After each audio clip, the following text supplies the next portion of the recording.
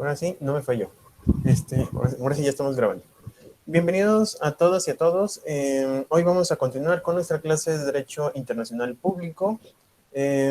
Como notas al pie, el día de hoy terminamos la semana y por consiguiente vamos a tener nuestra actividad de la semana. Son unas preguntitas que recuerden que corresponden a su calificación. Bueno, en este caso son las actividades correspondientes a la retroalimentación de cada semana.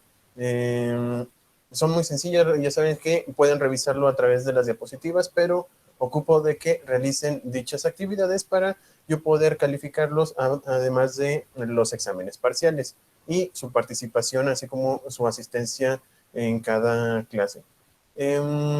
Por otro lado, no sé si les llegó, no sé si alguien me puede responder.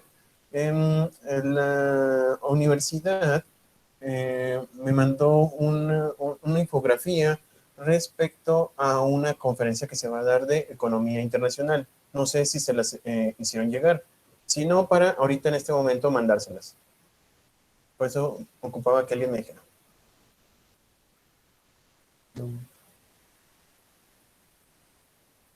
¿Sí se las hicieron llegar?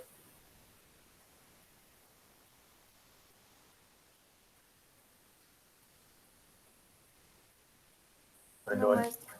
No, ok, perfecto. Denme un segundito.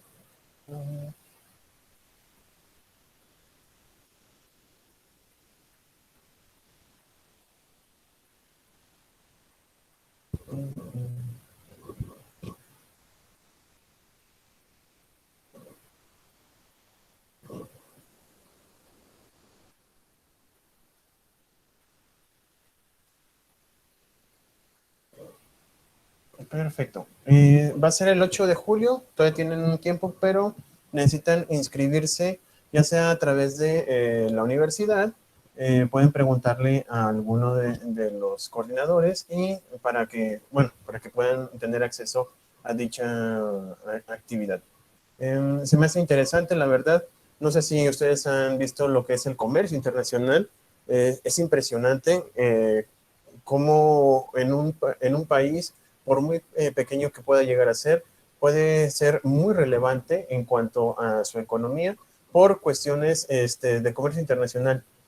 Pueden ser, hay algunos países que a través de sistemas financieros provocan el cambio incluso de una economía de algún país, como es el caso de Suiza.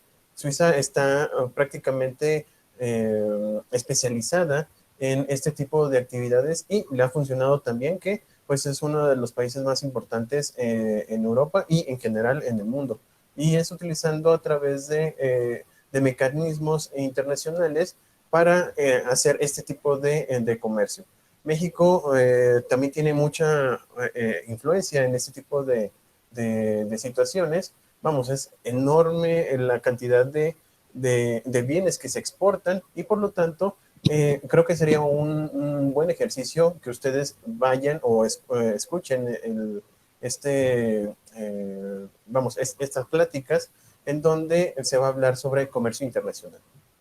Bueno, dicho eso, nos quedamos en la clase pasada con lo del Pacto de Bogotá. Solamente quisiera hacer como que un detalle. Si se fijan en las imágenes, si alcanzan a distinguirlo, es la sede de la Corte Internacional de Justicia. Si se fijan, ahí están los 15 magistrados jueces. Por otro lado, si se fijan, está en las afueras, en uno están los vitrales y del otro lado se ve el paisaje con la sede de la Corte Internacional y allá en los Países Bajos. Y sobre todo, aquí está el sellito en donde pues prácticamente gracias a ese sello implica la decisión una de las decisiones más importantes de una controversia entre dos países.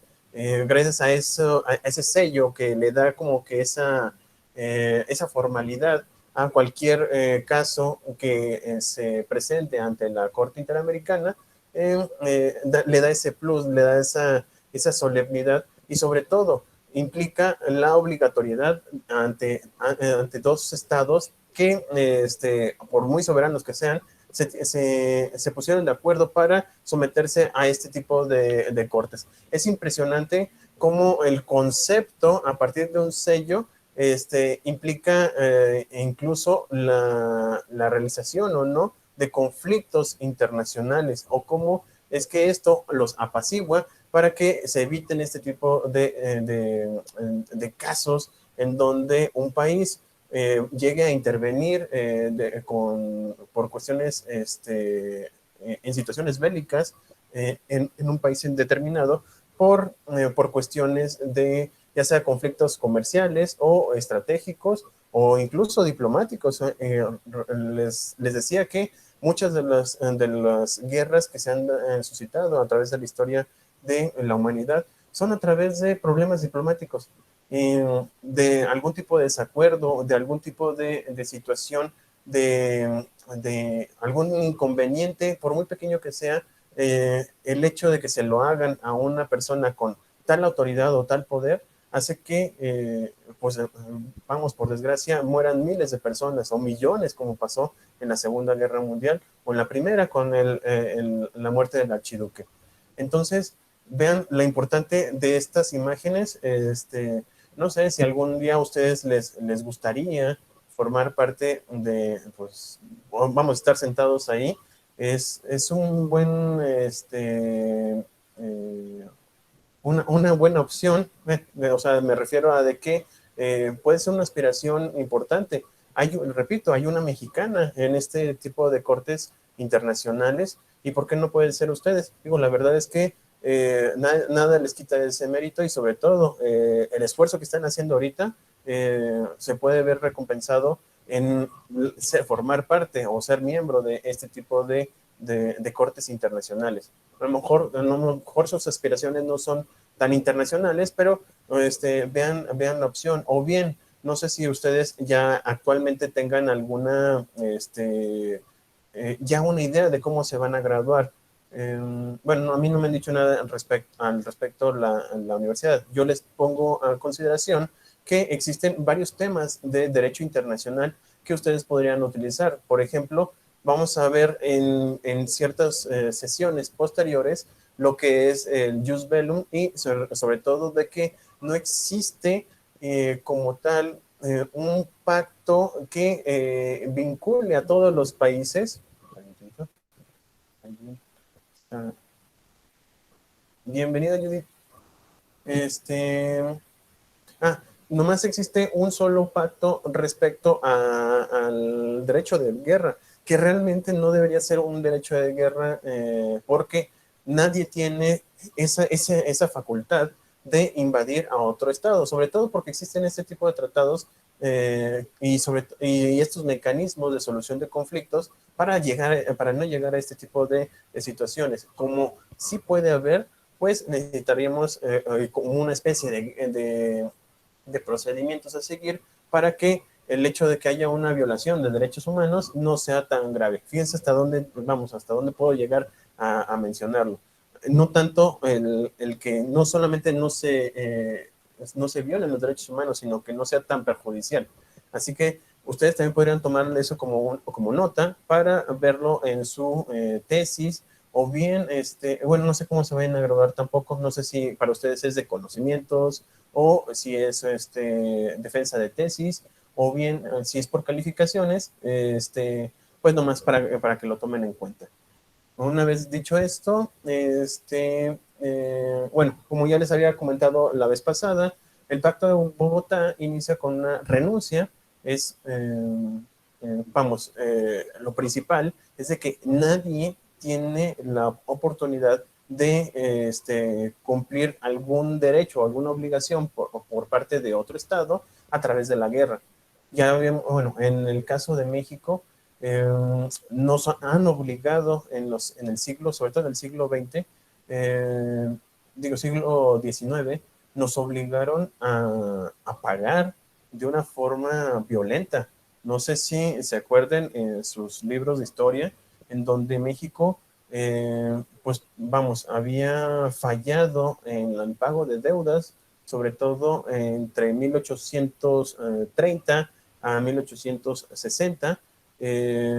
Tuvimos intervenciones, tenemos la intervención francesa, la invasión de Estados Unidos, tuvimos problemas con España, una vez que nos reconocen en 1836, pues creen que tener la oportunidad de que volvamos a formar parte de este país, y el pretexto de todos estos países han sido simple y sencillamente económicos. Gran parte de nuestro país, aparte de posibles, bueno, no posibles, así fue, como incluso el estado de Texas se vuelve independiente, aunque después se anexa a los Estados Unidos de Norteamérica, al igual que California. Pero en todos los demás territorios que tenía México los pierde por cuestiones de deuda. Y somos invadidos en nuestro territorio, en nuestros terruños, por estos países. Entonces, y no solamente ha pasado con México, también le ha pasado a muchos países, por lo que para evitar este tipo de conflictos, lo que se hizo, sobre todo aquí en América, es hacer un compromiso de no emplear nunca soluciones violentas. Todas tienen que ser a partir de soluciones pacíficas de dichas controversias. Ya vimos unos casos, lo vamos a retomar un poquito los ejemplos de los casos diplomáticos y los casos de medios jurisdiccionales. Pero dentro de los contratantes también se comprometieron a emplear como procedimientos los previstos en el pacto. En el pacto ahí viene claramente, a diferencia de para la ONU, en la Carta de las Naciones Unidas, aquí sí establece claramente cuáles son los medios. Nosotros lo dividimos, repito, entre medios diplomáticos y medios jurisdiccionales, pero acá sí es expresamente, y por lo tanto no hay razón alguna para una interpretación más que la gramatical. Y pues sí, bueno, sistemática sí, pero gramatical es la principal, porque nos va llevando a cabo o nos va señalando cuáles son los medios a seguir para resolver conflictos, ojo, conflictos entre americanos, los estados americanos que tengan esta situación, van a tener que resolver sus conflictos a través de estos mecanismos en el Pacto de Bogotá, en este caso Colombia, ¿verdad? Bueno, el artículo 29 de la Carta de la OEA dispone que un trato especial establecerá los medios adecuados para resolver las controversias y determinar los procedimientos a cada uno de los medios pacíficos, en forma de no dejar que controversia alguna entre los estados americanos que deseen resolver. Esto lo vimos en la clase pasada y lo estoy retomando para que refrescar la memoria, ¿verdad? Este tratado cita, bueno, lo que trata de hacer es de que esa rencilla que puedan llegar a tener alguno de los estados americanos se resuelva, que no haya alguna situación donde pase el tiempo y no se resuelva. Siempre van todos apoyándose, como les decía en la clase pasada, como buenos americanos. Bueno, no sé si sepan esta expresión, América para los americanos. Ese concepto que surge de Estados Unidos y que es retomado aquí en América Latina, es precisamente para apoyarnos como Estados americanos. Incluso no sé si han visto o no les ha tocado cuando hay un mundial la Copa del Mundo de fútbol, donde se ve muy claramente la disputa entre América y Europa. Nosotros siempre nos estamos peleando por cuestiones ya sea históricas, pero también siempre nos juntamos o nos ponemos en bloque entre los americanos y los europeos, porque siempre tenemos esa rencilla, cómo fuimos colonizados y cómo fueron colonizadores aquellos de Europa, y por eso hacemos ese tipo de de bloques, perdón. Por eso tratamos siempre de hacer ese tipo de rivalidades comunes que corresponden a los europeos. A mí en lo particular, siempre cuando hay un partido entre americanos, entre algún equipo americano y un europeo, pues generalmente tratamos de irnos al equipo americano, porque es nuestra América, o sea, es nuestra hermandad, nuestra comunidad. y tenemos que defenderlo. Así también, ese es el concepto o la esencia de la Carta de la OEA, en donde nosotros como americanos debemos apoyarnos como hermanos, estados hermanos dentro del continente. Y por eso se pone. También es correcto señalar que la Organización de los Estados Americanos, esto lo pongo como punto y aparte porque no lo había presentado en diapositivas anteriores. Como punto y aparte, la Organización de los Estados Americanos es una asociación regional de naciones, es la más antigua del mundo. Ya habíamos hablado respecto a ciertos tratados que se habían generado al grado de que se llegó con el Pacto de Bogotá para la solución de conflictos, pero previo a ello se crea en Washington, en específico el 14 de abril de 1890, la Unión Internacional de las Repúblicas Americanas. Cuando se establece la Organización de las Naciones Unidas, se integró a él con el carácter de organismo regional. Es decir, nosotros como iniciadores, también en el fútbol tenemos nuestro, perdón por las referencias futbolísticas, pero es lo que a mí me gusta y también creo que es más sencillo de explicar. Por ejemplo, nosotros tenemos la copa más importante de todo el mundo y la más antigua, bueno, junto con la europea, la más antigua es la Copa América. Nosotros hemos estado, como hemos estado en hermandad, pues hemos generado ciertos vínculos en ciertas actividades. Entre estas pueden ser las deportivas, pero en particular una organización regional implicaba unir esfuerzos en contra de cualquier situación, sobre todo de invasión. El hecho de que nos uniéramos como estados americanos implicaba de que si por alguna razón volvía a haber algún tipo de ataque por parte de, ya sea de un país colonizador, pues nosotros nos uniríamos para atacar o defendernos en caso de que llegaran a invadir algún terreno americano.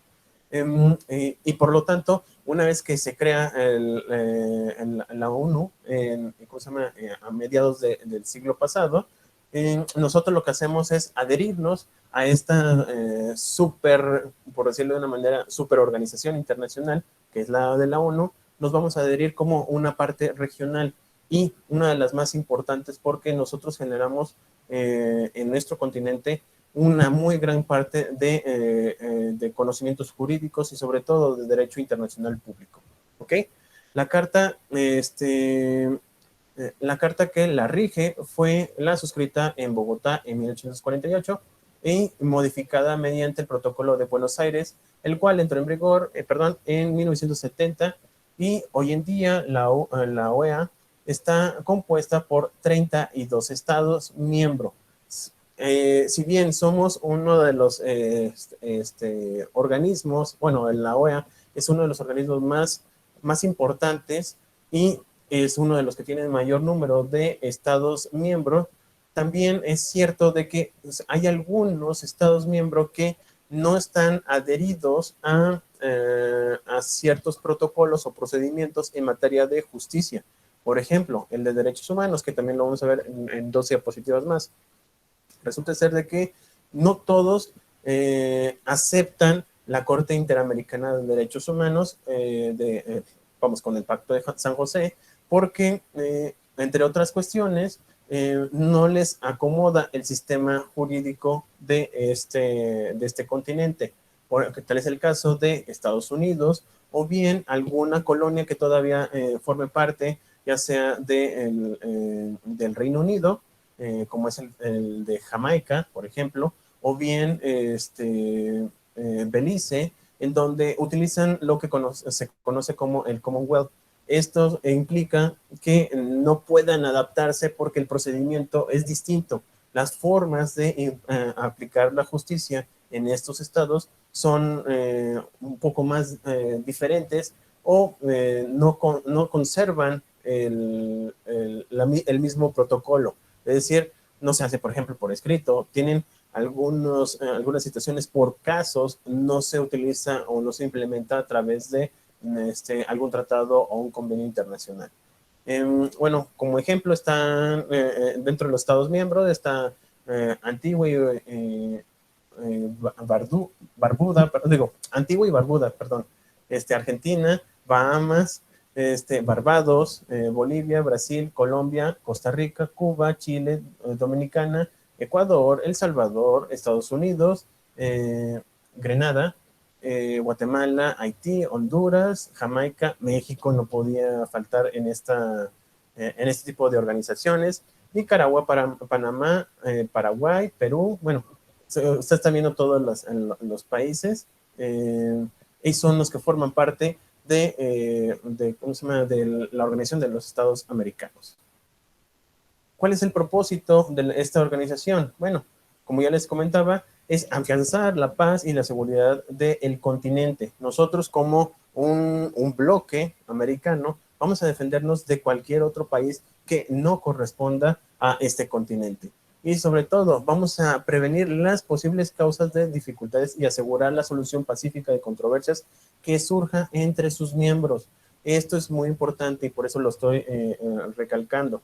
El Pacto de Bogotá es precisamente para que nosotros como americanos no tengamos estos conflictos, esta situación de permitir de que haya una rencilla, e incluso se tiene que cumplir y se tiene que concluir, mejor dicho, y cualquier tipo de conflicto tenemos que resolverlo.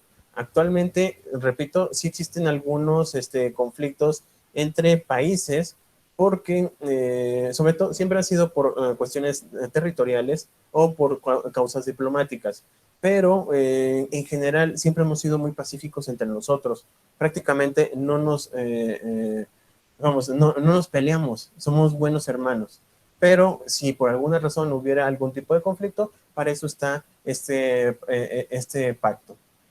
También es la de organizar la acción solidaria de estos en caso de agresión, es decir, América para los americanos. Procurar la solución de los problemas políticos, jurídicos y económicos que susciten entre ellos y promover por medio de la acción cooperativa su desarrollo económico, social y cultural. Esto último, cada vez que haya algún tipo de festival o algún tipo de organización internacional, de alguna convención, siempre estamos, repito, en bloque y por lo tanto siempre nos unimos a cualquier invitación que se nos haga llegar de la OEA o cualquier miembro de la OEA respecto a un tema en particular. Siempre México, si por alguna razón hubiera uno de violencia en contra de menores, ahí vamos nosotros para poder apoyarlos. Siempre vamos a estar unidos, repito, y siempre vamos a tratar de afianzar nuestra amistad entre los demás países americanos. Para el logro de sus finalidades, la OEA actúa por medio de la Asamblea General, así como por cuestiones de la ONU, en donde todos los Estados miembros forman parte de su Asamblea General. También nosotros, los más de 30 miembros de la OEA, se reúnen para establecer algún tipo ¿cómo se llama?, de hablar de algún tema en particular. Generalmente, así como pasa en la ONU, se presenta un tema en particular y se va desarrollando a través de las fechas en que se hace esta Asamblea General.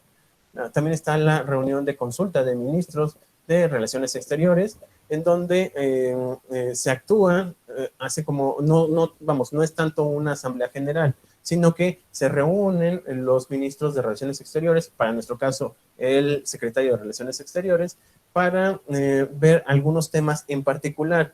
Ya no hay una exposición de un tema, sino de que se reúnen para resolver algún tipo de conflicto.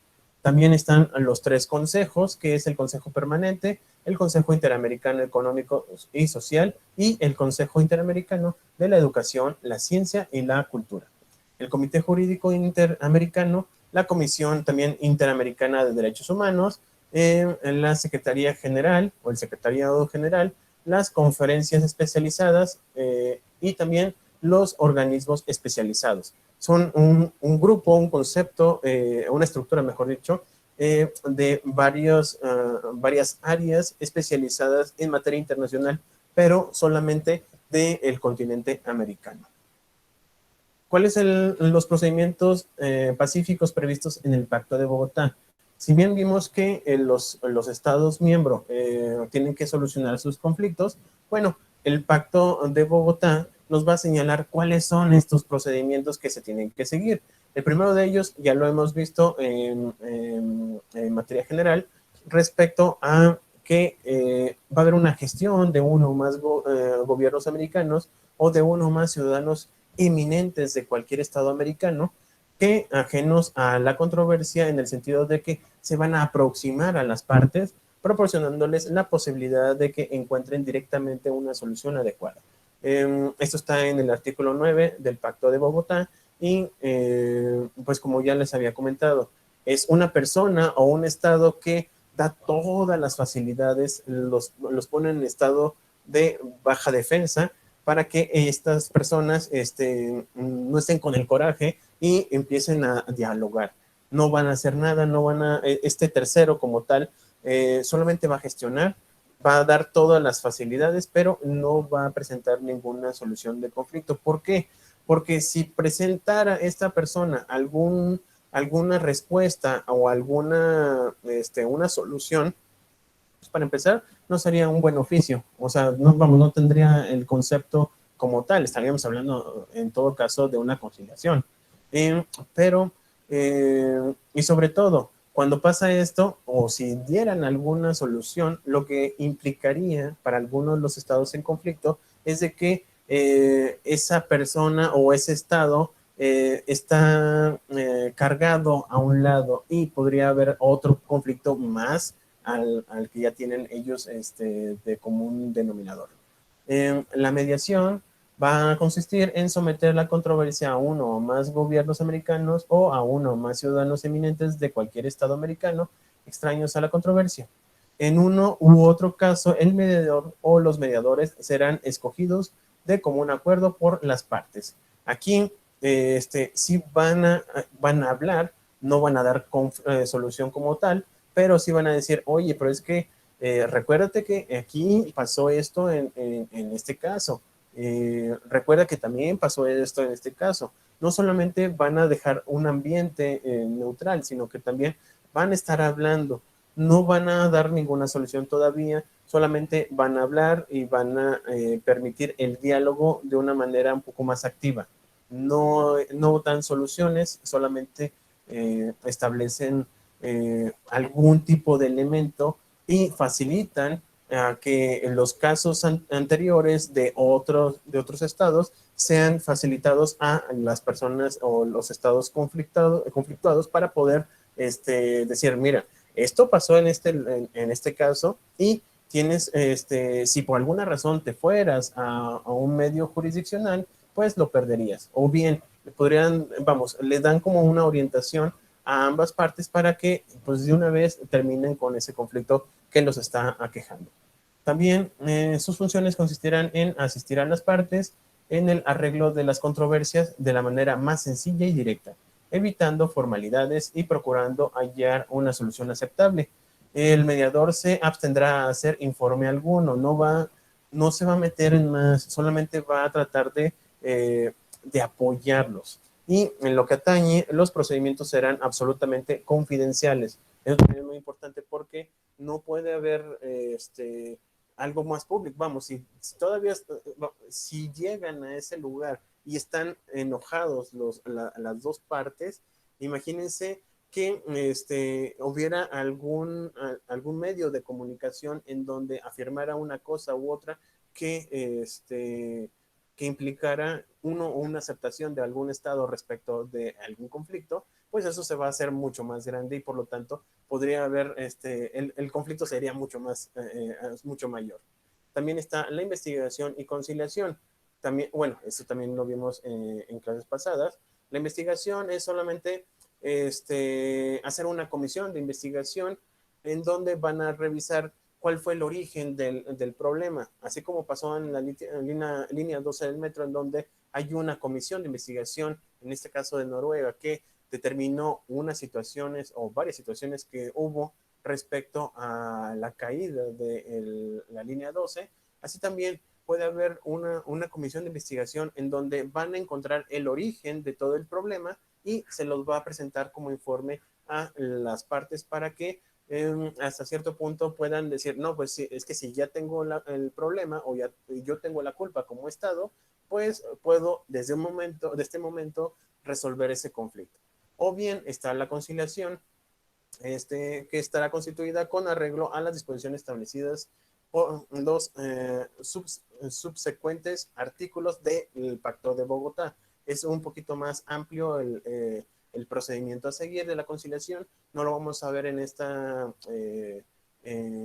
¿cómo se llama? En este caso. Solamente vamos a tratar de verlo más general, de la solución de conflictos, pero no vamos a verlos todos. No, imagínense, no, nos llevaría más de este cuatrimestre. También está lo que es el procedimiento judicial, que consiste en, de conformidad con el artículo 2 del artículo, digo, el inciso 2, perdón, del artículo 36 del Estatuto de la Corte Internacional de Justicia, las altas partes contratantes declararán que reconocen respecto a cualquier Estado americano como obligatorio ipso facto, sin necesidad de ningún convenio especial, mientras que esté vigente el tratado de la jurisdicción expresa de la Corte, estamos hablando de la Corte Internacional de Justicia, en todas las controversias de orden judicial que surjan entre ellas y que versen sobre los siguientes elementos. Pero antes de ello, una vez que terminamos la conciliación y no encontramos alguna solución a la controversia, dentro del Pacto de Bogotá señala de que nos vamos a adherir todos los miembros de la OEA que así lo señalen, van a adherirse a la Corte Internacional.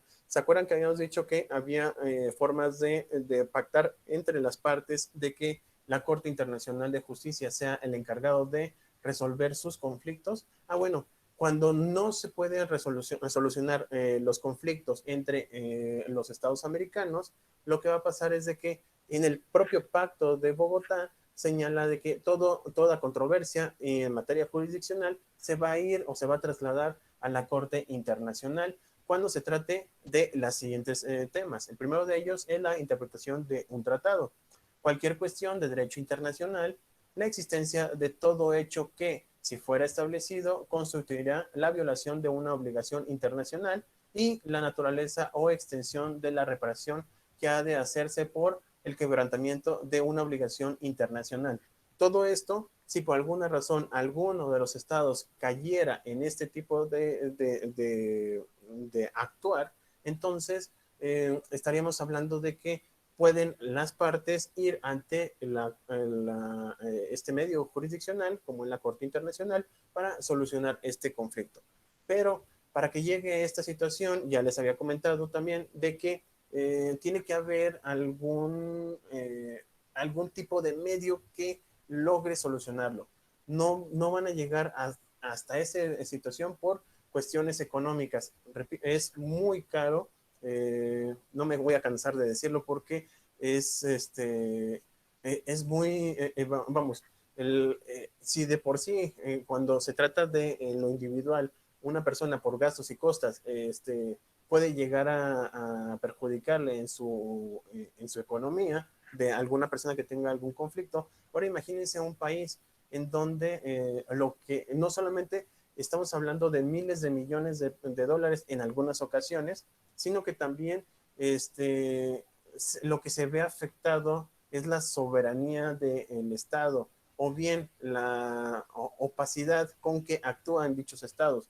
Esa vitrina internacional va a haber opacado el brillo de cualquier estado cuando sea sometido ante la Corte Internacional. Por eso es muy importante que previo a que lleguen a esa situación traten de resolver el conflicto de una manera u otra.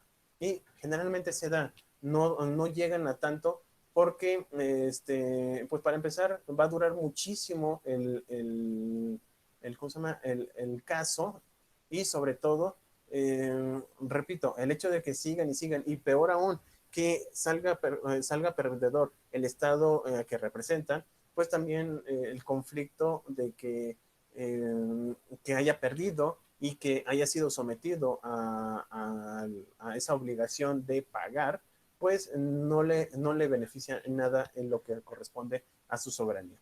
También, de igual manera, el artículo 32 del Pacto de Bogotá establece que cuando el procedimiento de conciliación anteriormente establecido, conforme a este tratado o por voluntad de las partes, no llegaren a una solución y dicha parte no hubiere convenido en un procedimiento arbitral, cualquiera de ellas tendrá derecho a recurrir a la Corte Internacional de Justicia en la forma establecida en el artículo 40 de su estatuto.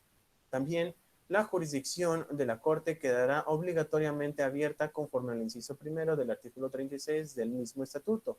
En este punto, la misma Corte Internacional de Justicia ha indicado que el propósito de los Estados americanos al redactar este punto del Pacto de Bogotá fue reforzar sus compromisos mutuos en relación al arreglo judicial. Es decir, si al principio de este Pacto de Bogotá señalaba que no puede haber otra solución más que las soluciones pacíficas de conflicto, pues este sería como una adición positiva para reforzar esta situación. Y por lo tanto, por eso es que se apegan a este tipo ¿cómo se llama? De medios jurisdiccionales. Así también, el Pacto de Bogotá concede a la Corte Internacional de Justicia la capacidad de decidir sobre su propia competencia, por lo que la mayor parte de los autores considera que la competencia de la Corte abarca todos los asuntos que se le sometan, aun cuando no sean de naturaleza jurídica. Era lo que les comentaba de no solamente va a atender todo lo que tenga que ver con conflictos jurisdiccionales, también puede haber una situación de interpretación. La interpretación de un tratado, sobre todo en materia económica, sí, económica, o un tratado internacional de libre comercio, en ocasiones la traducción entre un estado y otro implica muchísimo. Una sola palabra para nosotros como mexicanos o con la lengua española, una sola palabra puede significar muchas, vamos, le llamaba un profesor, tiene un significado equívoco. Es decir, de una sola palabra podemos interpretar en materia subjetiva, objetiva, facultativa, vamos, e incluso una expresión burda para nosotros implicaría otra situación para otro estado. Entonces, para evitarnos esos conflictos o bien para resolver esos conflictos, la Corte Internacional puede decidir que un párrafo en particular de un tratado internacional corresponde a un procedimiento, lo va a interpretar, va a generar un criterio que se va a obligar a las dos partes a someterse. También la Corte puede declararse incompetente. En este caso, bueno, en esta situación hay tres casos en donde no pueda entrar. El primero de ellos es el dominio reservado. Este pacto excluye la aplicación de los procedimientos por el previsto a las materias de revista, bueno, que revistan el dominio reservado de los estados. Cuando dicen, no me quiero meterme en un medio jurisdiccional, yo voy a resolver todo, a lo mejor en un arbitraje. Ese para mí es mucho más rápido y por lo tanto a mí me conviene como Estado y no voy a admitir otra situación más que el tribunal arbitral. Por lo tanto, vas a tener, el otro Estado va a excluirse en cuanto a que la Corte Internacional pueda resolver dicha situación. ¿Ok? También, bueno, aparte existe algo que se llama reserva de los estados o el principio de la no intervención. Si todos son soberanos, pues tienen la posibilidad de decidir. Ustedes como ciudadanos, ustedes tienen la posibilidad de decidir ya sea qué es lo que les va a gobernar o bien cualquier derecho o sometimiento a alguna obligación. También los asuntos ya solucionados y los sometidos a otro tratado. Puede ser de que un Estado vaya a la Corte Internacional y diga, oye, ¿sabe qué? Quiero que resuelva este conflicto. Cuando se le da la contramemoria o cuando se genera la contramemoria, resulta ser que el Estado dice, no, pues es que ya lo resolvimos. Aquí está el laudo del arbitraje internacional en donde señala que ya se realizó, ya se solucionó el problema. No sé por qué llegamos a esta situación. También se puede dar. Y en todo caso, se prevé que no pase y si pasa, pues vamos a tener esta forma de resolverlo. ¿Ok? También está, ¿dónde estamos? Ya el pacto fue establecido para solucionar las controversias suscitadas luego de su firma. Y el de no agotamiento de los recursos internos. En ocasiones, el Tratado Internacional habla de que para llegar a la Corte Internacional primero tienes que resolver los asuntos de manera interna. Quizás en alguna ley general de ambos estados determinan cómo es que se va a resolver el conflicto cuando se trata de competencias o bien de alguna situación de comercio. Entonces, los estados en sus normas internas a lo mejor tienen algún elemento en donde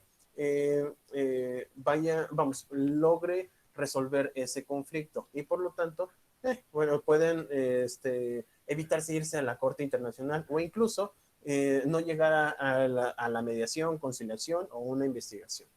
El Pacto de Bogotá también será aplicado de manera subsidiaria en caso de fracasar la negociación diplomática, que es el primer medio que es de solución reconocida por el pacto. De tal manera que cuando los estados tengan una controversia que no pueda resolverse a través de negociaciones directas, debe recurrirse a alguno de los medios que él establezca. Enunciadas estas exclusiones, perdón, en los artículos 5, 6, 7 del propio Pacto de Bogotá. Ok. ¿Hasta aquí alguna duda, algún comentario? Yo, profesor. Perfecto. Ok. Entonces, continuamos. Si la Corte se declara, déjenme lo hago un poquito más grande.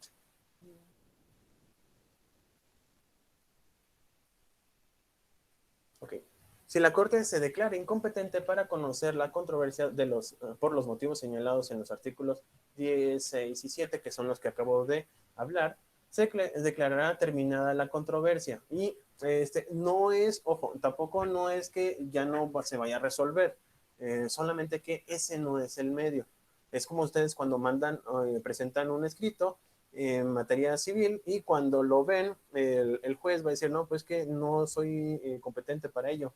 A lo mejor es competencia en materia mercantil. Entonces lo que le hace es, te dejo a salvo tus derechos para que vayas al juzgado correspondiente. Así también la Corte Internacional va a decir, no, es que yo no puedo resolver esta situación. Yo te recomiendo que, de acuerdo a lo que dice el Tratado Internacional, te vayas a un tribunal arbitral o bien primero resolvas la situación o el conflicto a través de una conciliación, porque así está establecido el Tratado Internacional. Entonces, lo va a declarar como terminada la situación, pero en caso de que los dos estados lleguen a decidir de que se tenga que hacer a través de la Corte Internacional, pues le vuelve a llegar ese caso y ahora sí lo va a tratar de resolver. También, si la Corte se declara incompetente por cualquier otro motivo para conocer y decidir de la controversia, las altas partes contratantes se obligan a someterse a un arbitraje de acuerdo con las disposiciones del capítulo quinto del Pacto de Bogotá. Lo que también les decía, si no quieren esta situación y no existe una forma de resolver de forma directa, diplomáticamente hablando, entonces se irían a un arbitraje internacional. Y con eso ya se trataría de resolver el conflicto. El arbitraje, bueno, como también ya conocen, consiste en un trámite subsidiario en relación al procedimiento judicial principal y está prevista para resolver todo tipo de controversias, todas. Por eso hay una lista de miembros especializados en todos los temas que ustedes se imaginen en materia internacional. Ahí está lista y ellos van a ponerlo. Lo que se me hace muy curioso, no sé si se han fijado o en todas las diapositivas, los toman como altas partes. Es para tenerlos en una posición soberana en todos los estados contratantes ya sea del Pacto de Bogotá o de la Carta de la ONU. Siempre a los estados se tienen que hay un estatus muy elevado y por eso les dicen así. los soberanos o los países independientes o libres contratantes del siguiente tratado internacional.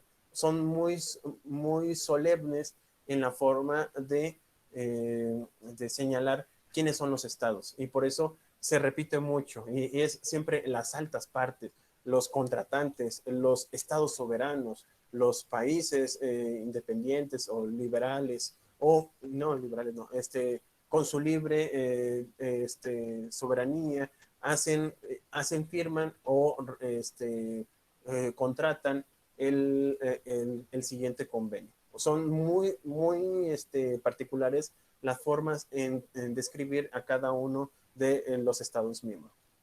¿Ok? Entonces, tendrán la facultad estas personas de de estos estados de someterse a arbitraje.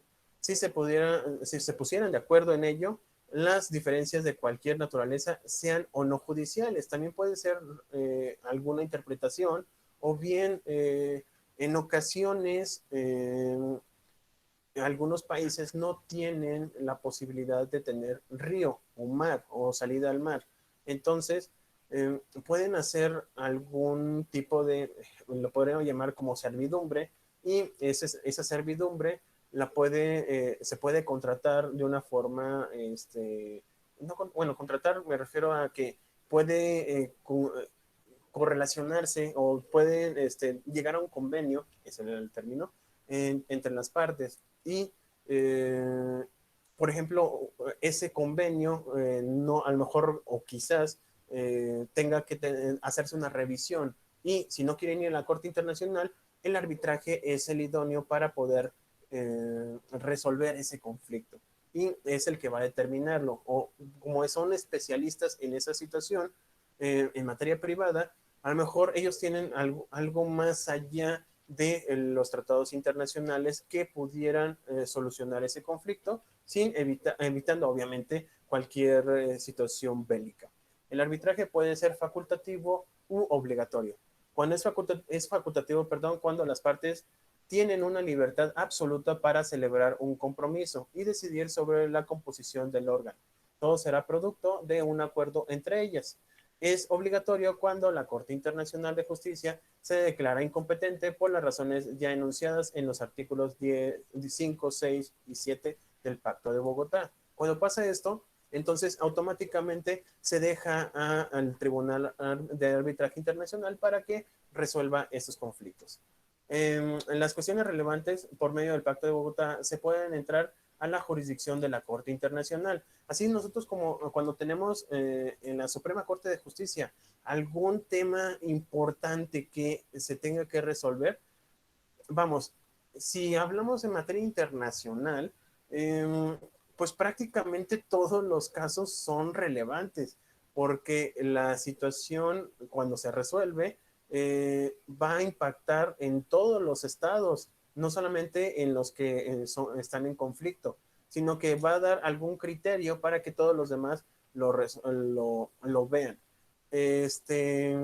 Acá en materia ante la Suprema Corte de Justicia, cuando se hace esa facultad de atracción, es porque esa situación no solamente va a repercutir, mejor dicho, a los estados, a los 32 estados, sino que también al pacto federal le repercute, y por lo tanto es que lo tiene que asumir. Así también, la Corte Internacional va a llegar a decir, ¿saben qué? Yo sí tengo esta facultad, o yo voy a decidir respecto a este conflicto, cuando ese caso sea de tal magnitud que si no lo resuelve la Corte Internacional, puede haber un conflicto mayor a que si lo resolviera un tribunal arbitral, o cualquier tipo de conciliación, o cualquier medio diplomático. El primero establece una puerta directa y autónoma. Esto es para que los estados que no habían iniciado otros procesos de solución, por lo que su entrada o la entrada de la Corte no se requiere el registro previo del agotamiento de los recursos. Es lo que nosotros conocemos en materia electoral como ay, ya se me olvidó cómo se llamaba. Ay, se me fue. Per saltum. cuando se trata de un persaltum, perdón, que la situación es de tal magnitud que si no lo resuelven ya, pudiera haber alguna situación más importante. Por ejemplo, también cuando se trata materia de libertad, en cuestiones de, no en aspecto penal, pero cuando a una persona se le priva de su libertad, cuando se trata de una autoridad, no van a ir, imagínense, pierde la libertad esta persona y en lugar de agotar todos los recursos internos o por parte o los recursos administrativos, como es el peligro es inminente respecto a la libertad de o en este caso un derecho humano como es la libertad, entonces nos vamos per saltum al juez federal para que a su vez determine o acate la libertad inmediata mientras se hace en la audiencia constitucional. En este caso se tiene que hacer rápido. Bueno, aquí como bien señala, se tiene que hacer ipso facto. Acá, repito, es per saltum, porque se salta todos los recursos administrativos porque hay una posibilidad de peligro de algún tipo de derecho. Entonces, hasta que si por alguna razón llegaran a utilizarse todos los recursos, ya no tendría razón de ser de que siguiera el caso. Así también la Corte Internacional puede hacer esta situación de que llegue hasta ellos directamente para resolver esta situación. Tendría que ser algo bastante importante, por ejemplo, previo a una guerra, en donde si no resuelven ese conflicto, ya se va a dar. Imagínense la invasión de Polonia por parte de Alemania en su momento. Si hubiera habido un convenio entre Alemania y otros países, pues los otros países o incluso Polonia podría decir, oye, me voy directamente a la Corte Internacional para que lo resuelva. ¿Por qué? Porque están a punto de invadirme. O sea, qué más urgente que una invasión de un país? Entonces, esa situación puede llegar a ocurrir por parte de la Corte Internacional y ellos tendrían que decidir. Eh, para que llegue esta situación en la vida real es muy complicado. Sí ha habido casos, pero son muy contados.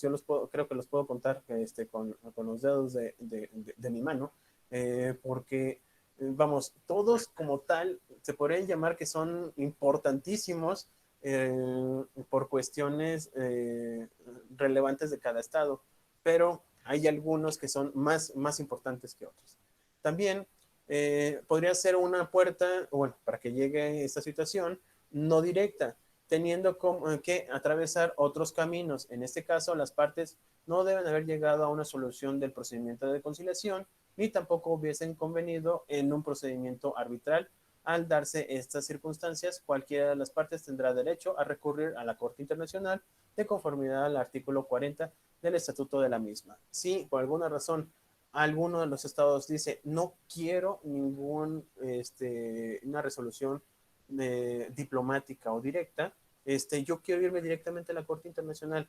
A lo mejor se siente ese estado con la capacidad o con los elementos para decir, es que si yo voy ante la Corte Internacional voy a ganar. Entonces, ¿para qué me llevo todo el conflicto? ¿Por qué llevo conciliación, a mediación? Voy a tardar muchísimo en solucionar este problema y decido mejor irme directamente. Y el otro estado pues tendría que atender esa situación. ¿Por qué? Porque se encuentra ya en el Pacto de Bogotá. Ahora vamos a ver bueno, hasta aquí alguna duda al respecto. Vamos a empezar con un tema bastante, bueno, en lo particular bastante interesante, me gusta muchísimo, pero para empezar a verlo necesito saber si tienen alguna duda respecto a lo que hemos hablado en estas 2 semanas. Yo, profesor. Dime, a los órdenes. Por ejemplo, en una sentencia condenatoria en el cual se obliga al Estado mexicano a pagar los gastos y costas de, no sé, de algún juicio, esos gastos forman parte de la deuda pública del país. Excelente pregunta. ¿Qué crees? Sí.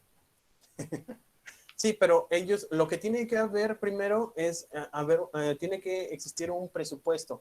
Dentro de el Poder Legislativo hay una situación, bueno, cada año, a partir del 8 de septiembre, se hace un presupuesto, lo presenta el gobierno federal y señala cuáles van a ser los rubros que se van a utilizar durante todo el siguiente año. Siempre es a priori para utilizarlo a posteriori. Entonces, cuando existe alguna posibilidad de que haya alguna deuda internacional, como es el caso cuando se nos obliga a algunos gastos o costas, lo que se va a hacer es de que dentro del presupuesto se va a dar un apartado particular para el pago de estas deudas.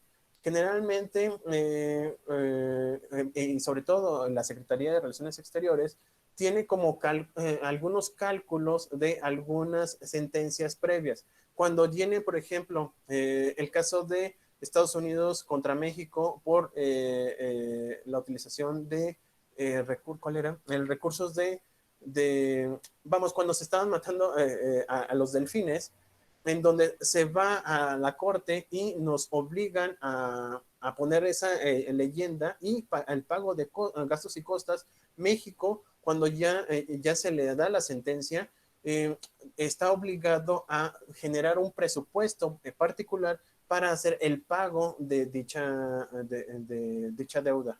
Entonces, vamos, no es así no se hace una tabla de amortización como tal, sino que se pacta entre los estados de que en tal fecha se va a ir solventando la cantidad de dinero correspondiente, e incluso tienen como aval el Fondo Monetario Internacional o el Banco Mundial.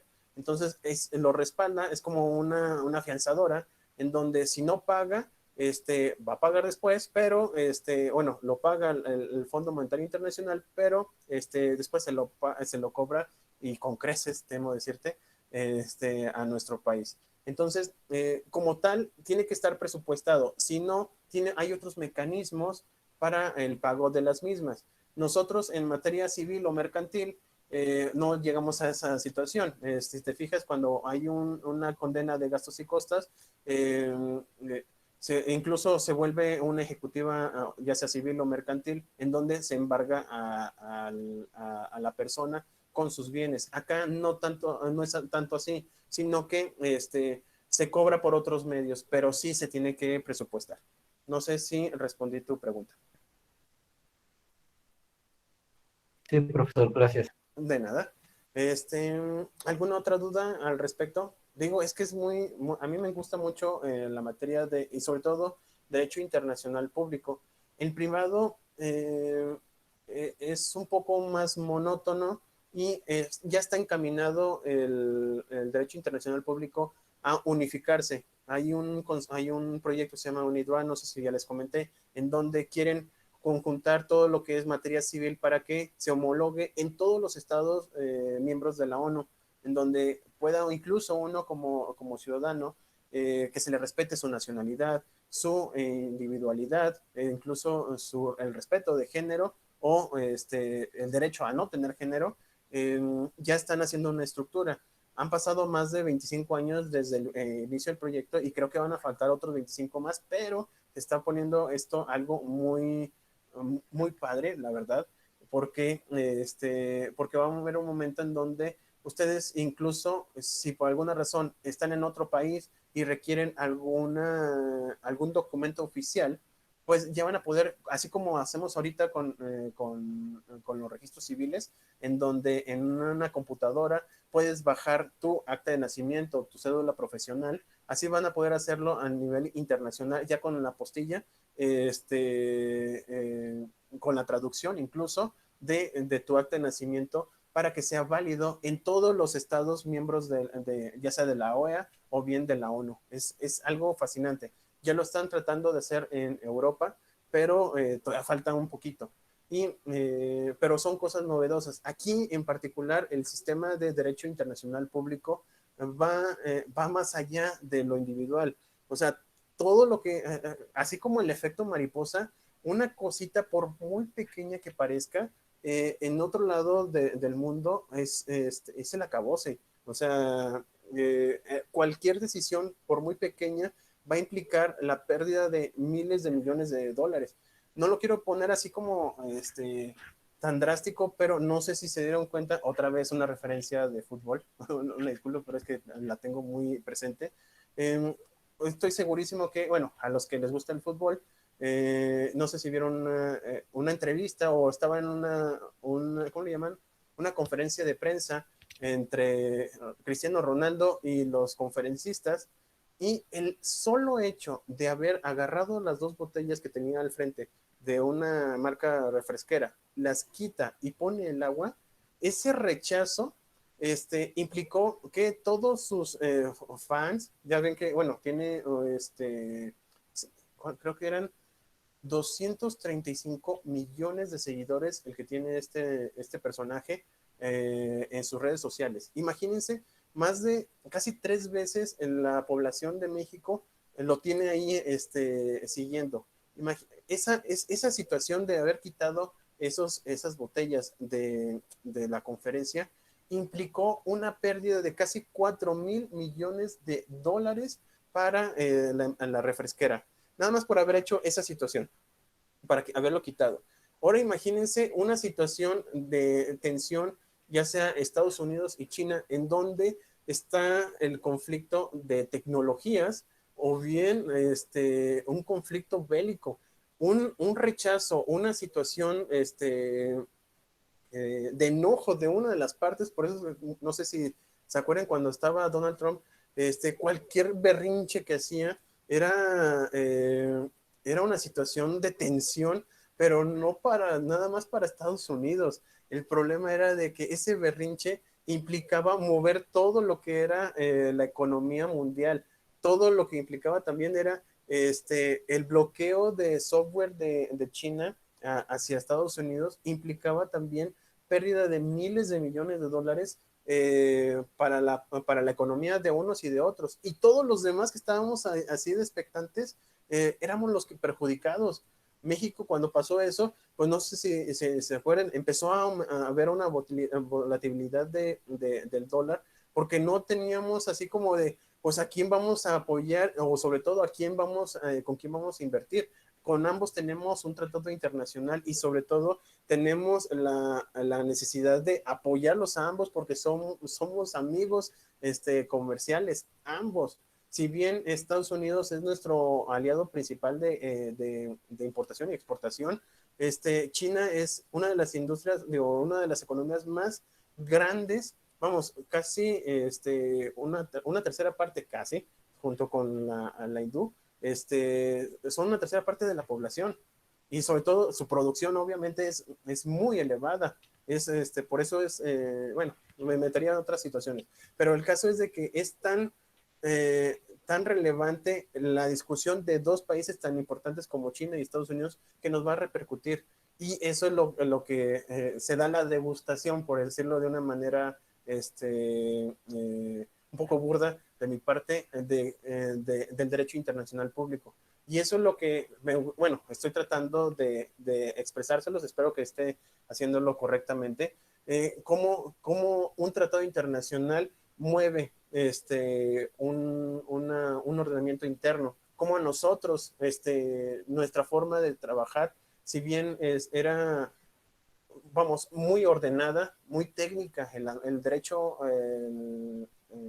juicio de amparo era muy técnico, demasiado técnico. Si no tenía ciertos requisitos, era más que suficiente para eliminarte. Cambia en el año 2011 el sistema por cuestiones precisamente de derechos humanos de la Corte Internacional Interamericana, y nos obliga a hacerlo más flexible, nos da apoyo para que todos los derechos humanos sean válidamente enjuiciados en contra de aquellas autoridades que sean bueno, que generen alguna violación a dichos derechos humanos y a las garantías que supuestamente nos tienen que dar.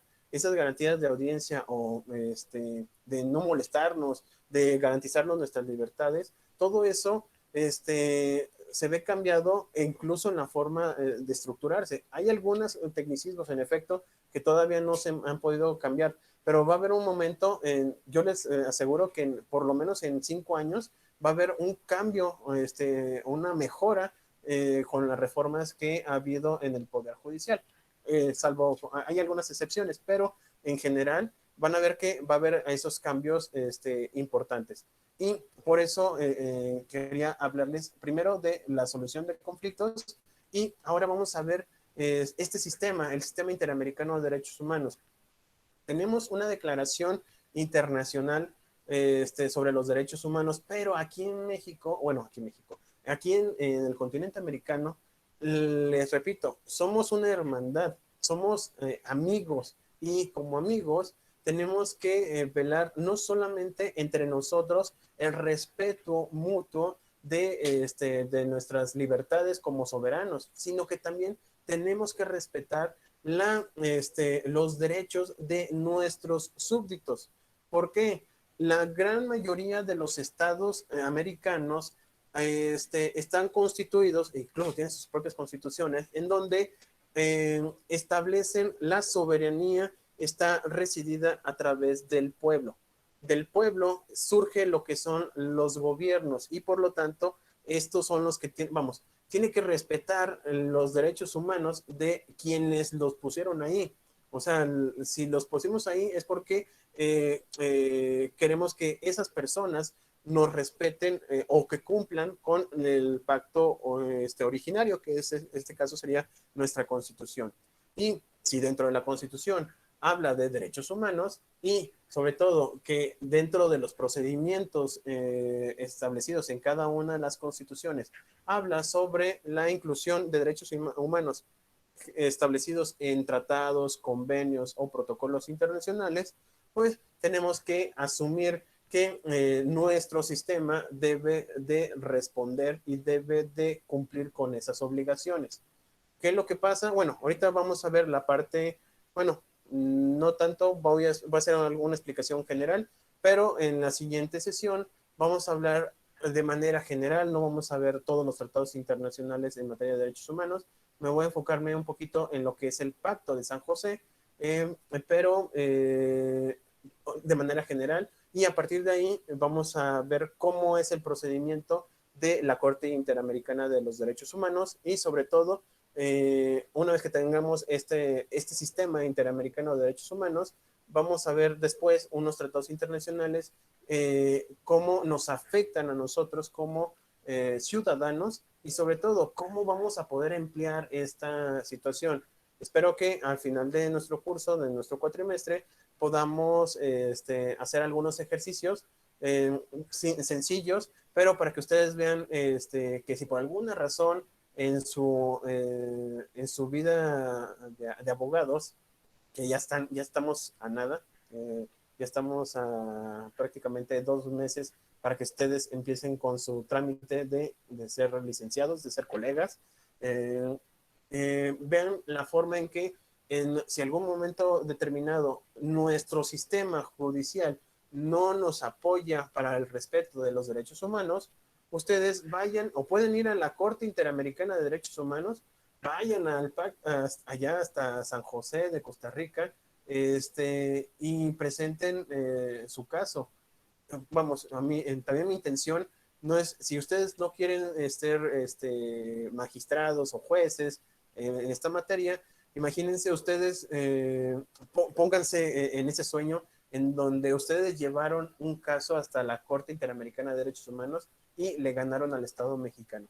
Ustedes imagínense su nombre en esas cuartillas, en esa resolución, en donde ustedes como representantes, o bien como afectados, bueno, espero que no sean afectados en particular, sobre todo en algunos derechos importantes o vitales, pero que ustedes vayan a la Corte Interamericana, vayan al Pacto de San José, a San José de Costa Rica y que le resuelvan un caso. Eso sería impresionante. Bueno, para mí sería como un logro como maestro y sobre todo ustedes en lo particular como personas, como abogados, y que le ganaran a México, sí, bueno, al Estado mexicano, sería fascinante.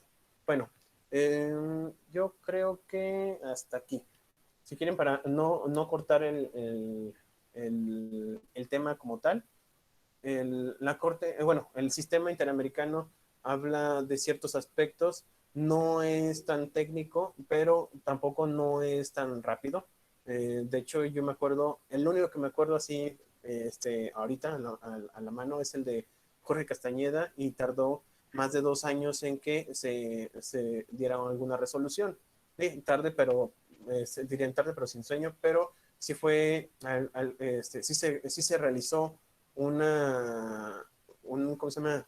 Una resolución que fuera acorde a los derechos humanos y lo que se generó con ese caso es de que los derechos político-electorales de nosotros como ciudadanos mexicanos se vieran defendidos a través del sistema. Hay una ley que se llama Ley General de Sistemas de Medios de Impugnación en materia electoral.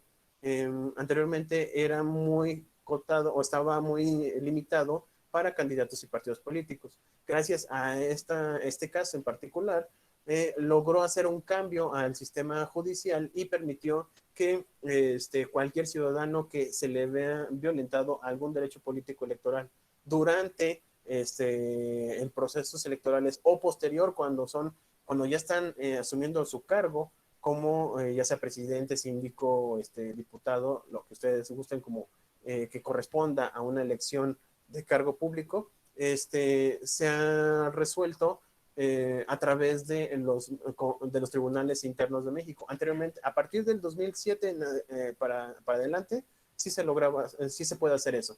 Antes de eso era casi imposible. De hecho, tardó muchísimo en que se le resolviera su caso, pero logró hacer un cambio importante en el sistema mexicano. Repito, ojalá y ustedes también hagan algo al respecto, vamos, le echen ganas e incluso lleven al nombre de México muy en alto. Repito, respecto a su actividad, si no lo subo el día de hoy, para el día de mañana ya va a estar en el sistema.